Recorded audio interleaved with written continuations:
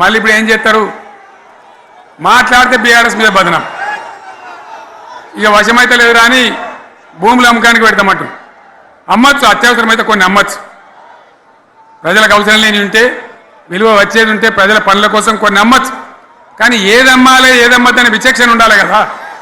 యూనివర్సిటీలు అమ్ముతారా? ఇవాళ హైదరాబాద్ యూనివర్సిటీ అమ్ముతున్నారు, రేపు ఉస్మాన్ యూనివర్సిటీ అమ్ముతారు విలువైన భూములనే అని. ఇట్లా కథం పట్టుకుంటూ పోతే ఏమైనా మిగులుతుందా? కాబట్టి ఇది పద్ధత, ప్రభుత్వం నడిపించే విధానమా, వీళ్ళు ఏ విధంగా గోల్మాల్ దింపుతున్నారో దయచేసి ఆలోచించాలని చెప్పి నేను మీ అందరిని కూడా కోరుతా ఉన్నా. ఒక్కొక్క ట్రిప్పు నేను యాదగిరి గుట్టకు పోతే అలా ఎకరానికి 10 లక్షల వాల్యూ పెరుగుతుండే. మరి ఇవాళ ఏమవుతా ఉంది? ఇవాళ ఏం జరుగుతూ ఉంది? మీరందరూ కూడా ఆలోచన చేయాలని కోరుతా ఉన్నా.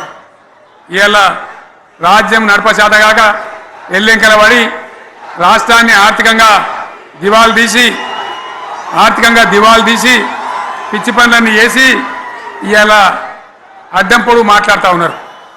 అన్ని రంగాలలో ఫెయిల్ అయిపోయింది.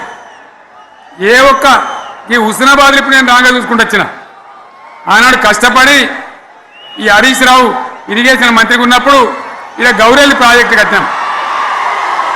90% పూర్తయింది. గౌరెల్లి ఇరిగేషన్ ప్రాజెక్టు ప్రజలకు సంజాయించి భూములు తీసుకొని ఆనాడు తిరిగి 90% పూర్తి చేసినాం.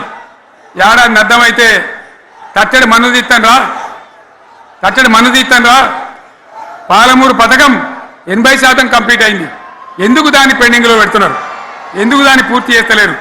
ఈ విధంగా చిన్న మాట, చాలా చిన్న మాట.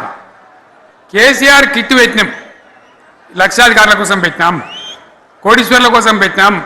ఎవరి కోసం పెట్టినాం కేసీఆర్ కిట్టు? పేద ప్రజల కోసం, గ్రామీణ ప్రాంతాల్లో ఉండేటువంటి పేద ప్రజల కోసం పెట్టినాం. ఆడపిల్లగానే 13,000 ఇచ్చినాం, మగపిల్లగానికైతే 12,000 రూపాయలు ఇచ్చినాం. ఆ వాహనాలు పెట్టి, అమ్మఒడి వాహనాలు పెట్టి వాళ్ళని తీసుకెళ్ళి ప్రసవాలు చేయించి వాళ్ళకి మందులు ఇచ్చి ఫ్రీగా ఉచితంగా చేసి బ్రహ్మాండంగా ప్రసవం చేయించి మళ్ళీ ఇంటికాడ తీసి దించినాం. గది బంద్ చేస్తారా ఎవరన్నా? ఎందుకు బంద్ చేయాలి? ముఖ్యమంత్రులుగా పనిచేసే వాళ్ళకు గాంభీర్యం ఉండాలి, ధైర్యం ఉండాలి.